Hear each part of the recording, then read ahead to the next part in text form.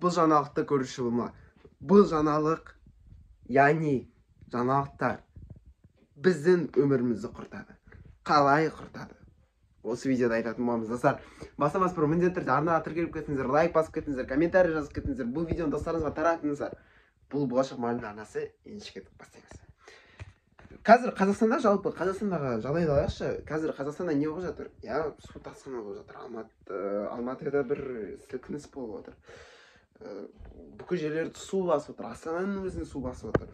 Тура осындай, бұл тек қана Қазақстанда. Одан бөлек, мысалы, Украина, Ресей соғысы, Палестина, Израиль соғысы, тағы да басқа екінші дүние соғысы кезінен баста ең көп болып жатқан соғыс дәл қазіргі кезең.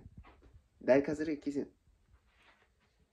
Және де бұлай қарайсың, тиктокты ашасың, мысалға, шүкір, тиктокты өшіріп жасайын, тиктокты ашасың, мысалы, инстаграмды ашасың, Нұр.кз, тағы да басқа арналарды ашасың, қарайсың, ютубтан, информбюро, тағы да басқа телевизор бар болса, одан да қарайсың, бүкіліне қарайсың, сенің настроениең түседі, сенде бірден істеуге жалын жоқ, сенің ойға келетін бірден негатив.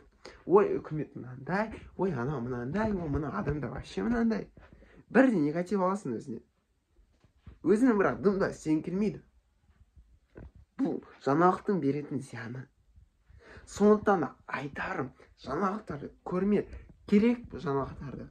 Бүкіл саған тым болмаса сені еліне бір қарсы тұратын нәрсені, саған қатысты нәрсені сен бәрібір адамдардан не істейсің. Мен мысалы жаңалық көрмей ақ естідім. Окей, мына жерде су тасқыны болып жатыр, мына жерде примерно жағдай былай болып жатыр дегенде.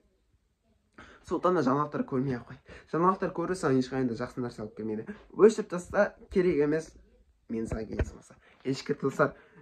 Келесі видеоларда кездеспес бұрын міндетті түрде, Инстаграм арнаға тіркеліп кетіңіздер. Бұл ютубқа тіркеліп кетіңіздер. Ссылкасы описанияда. Ешкі тылсар. Армандаған болашағымызға қадамдар жасайық.